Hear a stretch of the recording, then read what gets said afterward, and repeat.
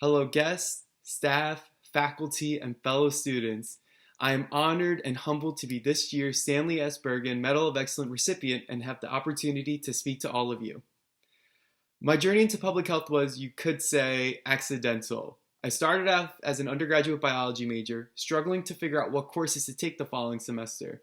And so while I was looking through the course catalog, I came across a term I've never heard of before, which was public health.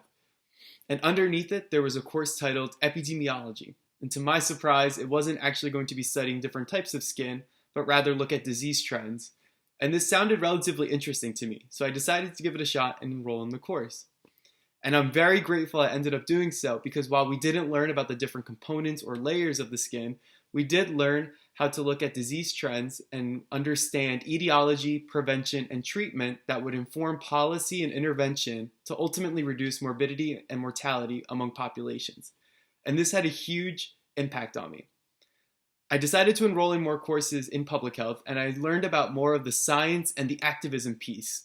And it was this curiosity and appreciation in what was a relatively new field at the time that led me to enroll in an MPH at the Rutgers School of Public Health, where I knew I would be committing the rest of my life to pursuing health for all. However, I will say there were times during the program that I struggled to see what I was learning and how I would apply that into the real world. And I'm sure a fair amount of us have felt the same way. And so it wasn't until I was part of a research project inside a state prison that showed me otherwise.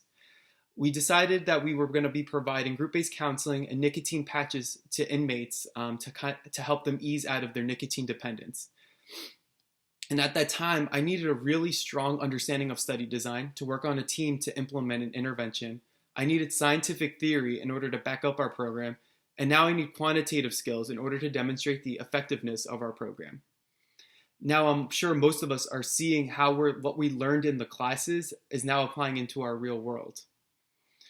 We can now look at scientific literature and critique it. We can look at the generalizability of the studies finding and then seeing how it relates to our populations that we're working with.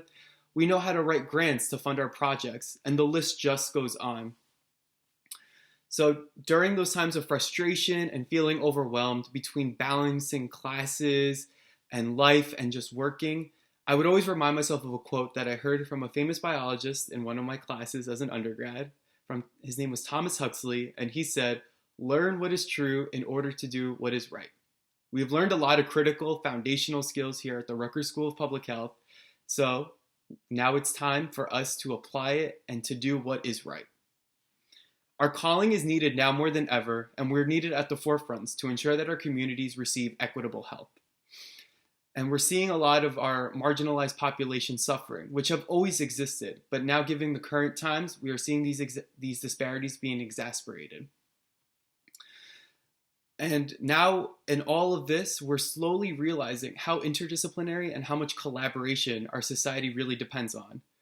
We need expertise from various disciplines in order to solve and tackle these complex health issues. And so therefore, whether you're working on disease modeling to working with patients in a hospital or in a community service organization, we're all in this together to ensure that we don't experience anything like this to this magnitude. And now that I reflect on my time back at Rutgers and into public health, I realized it wasn't a mistake. I was meant to be here just like all of you. And then similarly, in public health, we don't see accidents. Rather, things happen for a reason. We actually learn from these lessons, we grow from them, we share stories, and ultimately we use the knowledge gained to help our communities. I'm excited to see where our future will take us and where our paths will go, but I'm just as excited to see the impact that we're going to leave in the world behind us, and always reminding ourselves to keep the public in public health. Thank you.